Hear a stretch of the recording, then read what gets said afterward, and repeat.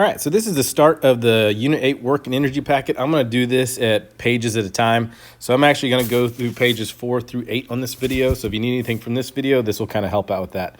So starting off with this work and energy. So again, work is just a change or transfer of energy. Okay, so remember that's what that little triangle means right there. Let me turn on my pen real quick. That little triangle right there means change in energy. Okay, make it a little bigger. Okay. So mechanical work just means physical work. It's just the transfer energy occurs when a force is applied through displacement. Okay, so force would be your capital F right here, and then displacement is that actual change in distance. Okay, so where you ended versus where you started, so that matters. Let me make this a little bit smaller. Okay, so when we talk about units, work, the units for work is joules. Okay, force is just going to be your newtons, and then your triangle D is displacement, which is going to be meters. Okay, so in order for work to happen, which we'll talk about this here in a little bit, is force and displacement or distance have to be in the same direction. So have to be in the same direction. If they're not, that means there's no work being done. So we'll talk about it here in a little bit. Okay, so let's look at an example. So we kind of jump into examples here. And these first few are a little bit difficult, so we'll kind of go through the steps of each one. Okay, and then I believe a lot of the rest of the packet will be a little more simple. Okay, so one of the things I like to do is as I read, I like to actually label things out. Okay, so a force of 25 newtons accelerates, so my F would be 25 newtons. Accelerates a cart across a frictionless surface from rest. Okay, so that always means something right there. So that probably means my initial velocity is going to be 0. Okay, to a velocity of 8 meters per second, so there's your V final. In a time of 2.5 seconds, so T equals 2.5 seconds. How much work is being done? So that means I'm looking for W. Now, in order to do work, we know work equals force times distance. Well, I have force, but I don't have distance. Okay, so I'm going to see if I can find distance. Okay, but if you notice, I do have VI, I do have VF, I have T, so that means my step one is I'm going to do the whole Daffy T thing. Okay, so distance is what I'm looking for. Acceleration, didn't mention it, so I'm going to put my line through that. VF is going to be 8 meters per second. VI is going to be 0, and your time is 2.5 seconds. Okay, so that means we did not care about acceleration, so you would use equation 2. Okay, so equation 2 was the D equals VI plus VF over 2 times time. Okay, so we're going to plug in. So 0 plus 8 divided by 2 times your time, which is 2.5. Okay, once I do my math correctly, it is 10 meters. So that is how far it went. So now I have my distance, I have my force. So step 2 is I can actually do my work equals force times displacement equation. Okay, so my force was 25 newtons. My displacement was 10. I just figured out that. So multiply those two. You get 250. And remember, the units for work is going to be joules. So that would be your answer right there. Okay, the next example, a student lifts a box of books. So keyword there is lifting. Okay, so watch out for anything being lifting. That means gravity is going to be a factor. Okay, so a student lifts a box of books that has a mass of 15 kilograms. So mass is going to be 15 kilograms. Up 0.8 meters. So that means my distance or displacement is going to be 0.8 meters. How much work is a student doing? So work, don't know. Now, we know work usually equals force times distance. In this case, okay, force, since we're lifting something, okay, I'm going to say step 1 is force equals mass times gravity. So I can find force just by doing mass times gravity. So if you ever want to know force and you're lifting something, all you got to do is that. Okay, so I'm going to take that mass, which is 15, take gravity, which is 9.8, multiply those two, and my force is 147 newtons. Okay, so that's my first part. So now I can actually do my work equals force times distance. So step 2, Work equals my force, which I just found was 147. And my distance is 0.8 meters. Multiply those two, and you get 117.6 joules. And that would be your final answer right there. Now, it says right here, this bullet point, if the force opposes the direction of the motion, negative work is being done. So again, if it's going against you, like stopping you or friction, your force is just now negative. Okay, so you just add that sign there. So this example says how much work is being done. So work, I don't know. On an 8-kilogram wagon, so mass is 8 kilograms. Rolling along a flat sidewalk, if a force of 60 newtons opposite, so my force is actually going to be a negative 60 newtons since it's going against me. And it brings it to rest in 2 seconds. Okay, so again, when you see rest, that usually means something. Okay, so that means my V final is going to be 0 meters per second, and my time is 2 seconds. So now I'm trying to get to work. I have a force, but I do not have distance. Okay, so we're actually going to find distance. This is going to be a little bit tricky to do this one, is because normally what we do is we'd set up Daffy T. So we do D, A, VF, VI, and T. Distance is what I want. Okay, VF is 0. I don't know VI. I don't know A. Okay, and my time is 2 seconds. So I've got a lot of things missing there, so I don't have an equation I can land on. But if we go back to a couple units, we remember acceleration equals your net force divided by your mass. Okay, so if you take that net force, which was negative 60, and divide it by the mass of 8, okay, so 60 divided by 8 would give me negative 7.5 meters per second squared. So what I can do now is I can actually take this up here and plug that into A, which will help me do my Daffy T. So step 2, I'm just going to rewrite it. So D, I don't know. That's what I'm looking for. That's my question mark. A is now negative 7.5 meters per second squared. VF is still going to be 0 since I'm stopping. VI means I don't care about what VI is anymore, so I'm going to put that line right there. And T is still 2 seconds. So now I can actually use equation 4. So equation 4 was the D equals VFT minus 1/2 AT squared. Now this is what I like about when you have VF is 0. That means basically you can just mark off that whole VFT because now that is just 0. Okay, so D is now equal to negative 1/2 A, which is negative 7.5, times T squared, so 2 squared. Okay, so just remember that squared is only affecting time. Please do not square everything. So if you solve that right, that means my distance is going to be 15 meters. Okay, so now I know my distance, I know my force. So step 3 is going to be, now I can do work equals force times distance. So force is still negative 60. Distance is 15. Basically, that's how far it took to stop, which would come out to be negative 900 joules. Okay, so that negative 900 joules is your answer, and that is how much work the sidewalk is actually doing on the wagon to stop it due to friction, basically. Okay, so again, this was a longer equation, so I would imagine that most of your problems are not going to be this intricate, okay, but this just kind of shows you the steps on doing a long one like that.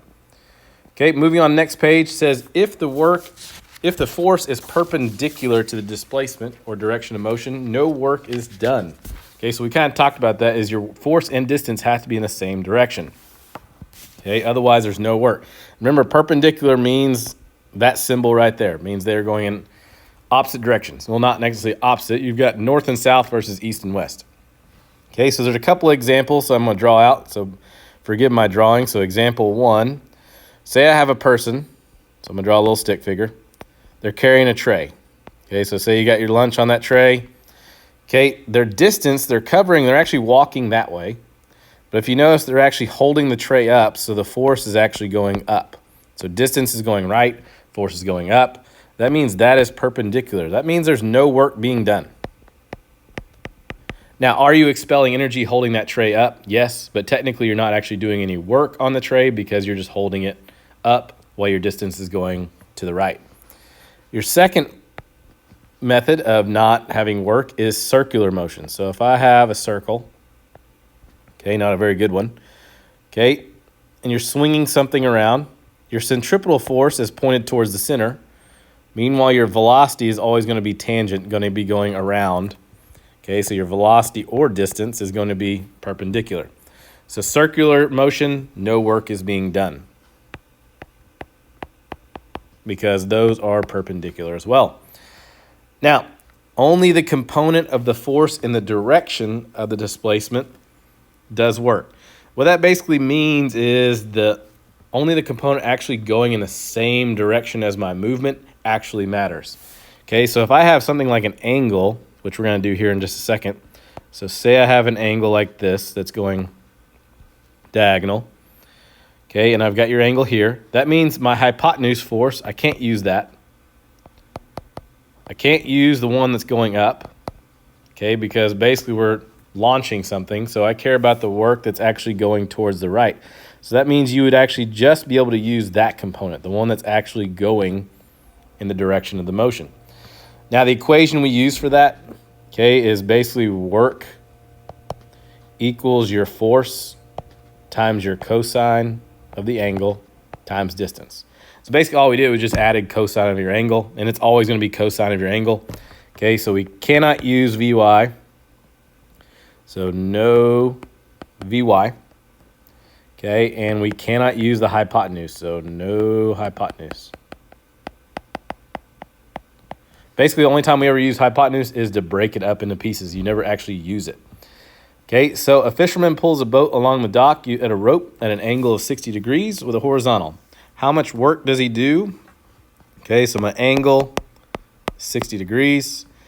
Okay, work is my question mark. My force is 255 newtons. Okay, and I pulled the boat 30 meters. Now, you cannot just say 255 times 30, okay, because that 255 is at an angle. It's not actually going the horizontal 30 meters. So I need to find how much of that is actually horizontal. Say, so if I have like this boat right here, you got your waves, okay, and I've got a dock. Basically what's happening is the fisherman's up here, and he's basically holding on to this rope, and he's pulling it towards the dock. Okay, so since I'm not actually lifting that boat out of the water, that means the vertical force has nothing to do. Like I'm not actually lifting the boat out of the water. It's staying where it is. So I'm not doing any work going up or vertically, only horizontally. Okay, so it's actually moving towards the dock, and then here would be your angle right there. Okay, so kind of bear with my drawings on here. It's kind of hard to do on this. So I drew it out. So I'm going to basically show what it looks like mathematically. So step one was kind of draw it out so you can see. Step two, basically here's what it looks like zoomed in. Okay, I have a force of 255 newtons being pulled by the fisherman at an angle of 60 degrees. Okay, but I can't use that 255. I need to figure out what is my f of x. I need to figure out what is my horizontal force. How much of that 255 is horizontal? So if you want to find that, just remember your SOHCAHTOA. Okay, cosine equals adjacent over hypotenuse, so fx would be your adjacent. So I'm just going to skip steps, so it's pretty much always this. Fx equals force times cosine of theta. Okay, so I'm going to take that 255 and multiply it by cosine of 60. Please make sure your calculator's in degree mode, otherwise you're going to get a wrong answer. That comes out to be 127.5 newtons. So what that means is out of that 255 newtons that is being pulled on the rope at an angle, 127.5 of it is actually horizontal. So since my boat is moving horizontally, that's the only one I can use. So step three, work equals your f of x times your displacement or your distance. So I'm going to take that 127.5 and I'm going to multiply it by my distance, which was 30. That comes out to be 3,825 joules of work. Okay, so that was that example. So let's move on to the next one. All right, so now what we have is how much work being done when we're actually dropping something. Okay, so it says number 1, how much work does gravity do on the 2 kilogram book if the book falls 3 meters? Okay, so remember, gravity is here. Okay, so normally work would be force times distance. Anytime you're going up and down, force is now just mass times gravity times distance. So that's basically the same thing. So work equals mass times gravity times distance. So work equals my mass, which is 2. My gravity, which would be negative 9.8, or 9.8 in this case. It does not really make a difference. Okay, and it falls 3 meters. So since it's falling, that's why I have a negative 3. If you did a positive 3, it's fine. If you did a positive 9.8, that's fine, because those negatives are going to cancel out and make it positive anyway. So the work being done would be 58.8 joules. Okay, number 2, it says find net work done on someone falling at terminal velocity. Now, terminal velocity means you are not speeding up or slowing down anymore. So like when you go skydiving, okay, you're not constantly speeding up. At first you're speeding up, but then you will reach a terminal velocity where it doesn't feel like you're really falling anymore.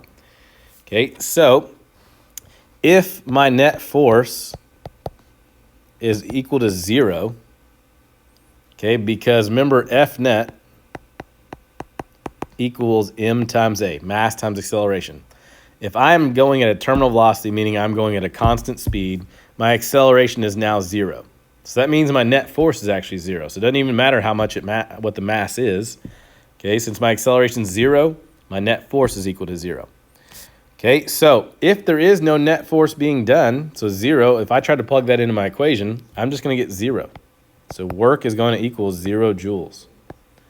Okay, so this is kind of a little bit more of a trickier one. Okay, it's just because of that falling, that gravity, and reaching terminal velocity. So if velocity is not changing or you're not accelerating, that means work is not being done. Okay, number 3, it says when falling at terminal velocity, what forces are doing work? Now, there still are forces being done. You have the force of gravity, okay, acting on you, and you have the force of air drag. Okay, that's basically just air resistance. Okay, now once you're falling, what happens is terminal velocity is when these are equal.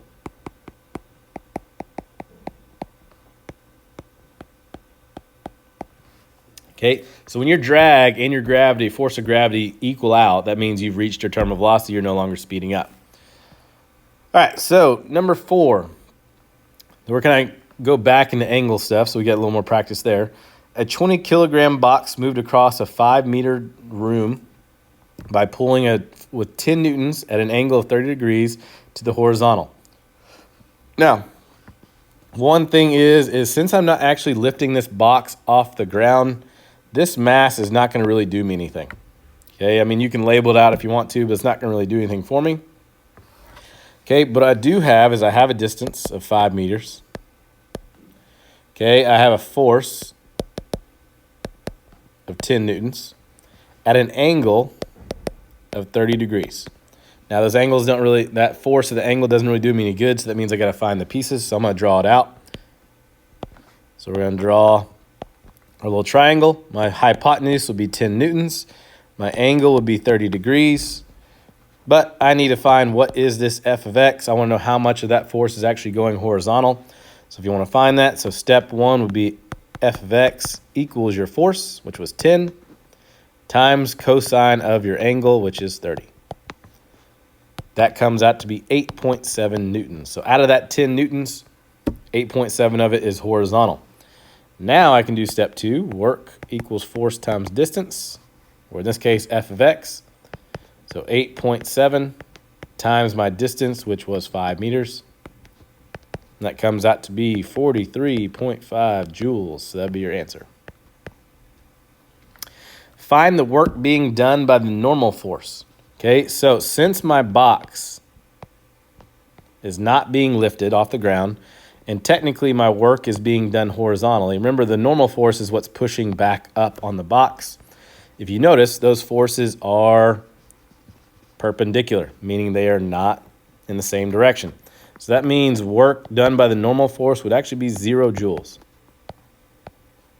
Okay, again, that's because my box is moving to the right And since I'm not actually lifting that box up off the ground, that means the normal force is not really doing anything to help it out. All right, number 5 says find the work that gravity does. So work, okay, does on the box. So it says gravity, so now gravity is a factor. Well, the box moves down the ramp. So I've got a mass, I've got a distance here. Now there's a couple things I'm seeing here. One is 100 centimeters. I cannot have centimeters, so we need to fix that. So if you want to fix that, just divide by 100. So that means my distance would just be 1 meter. Okay, so box is going down. So I'm going to put a couple notes on here. So box is going down. Okay, so we care about work going down. So since the box is going down, we only care about the work going down. There's not actually being any work being done going left to right because gravity is the one pulling it down. So gravity is actually pulling it this way. Even though technically it is kind of moving that way, it's just because gravity is pulling it down. Okay. So one is I'm going to find the vertical distance that it actually travels. So that means I want to know how far did it actually go down. I know the ramp, I know that's 1 meter, but that's a mixture of horizontal and vertical, which does me no good. So this one requires a little bit of their SOHCAHTOA stuff. So step 1 is I'm going to find that vertical distance. I know my angle. Okay, I know my hypotenuse. So the only one that has where I'm looking for h, which is your opposite, the one that has opposite and hypotenuse is sine. So if you did sine of your angle equals opposite over hypotenuse. Okay, so sine of 40 equals opposite. I'm going to put that as h because that's what I'm looking for, the height, over 1.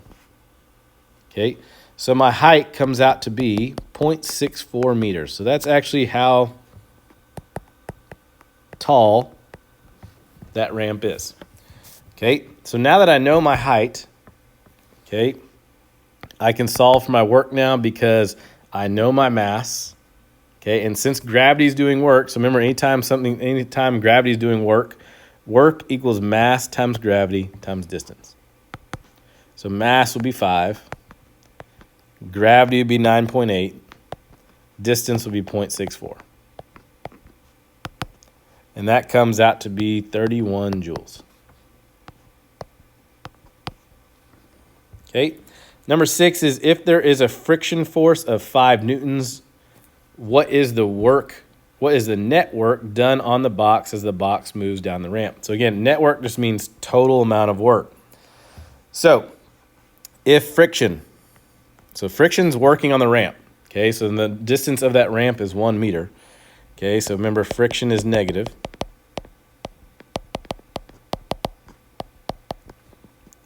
The work of friction being done on by that ramp is -5 because that's how many newtons it's doing over 1 meter.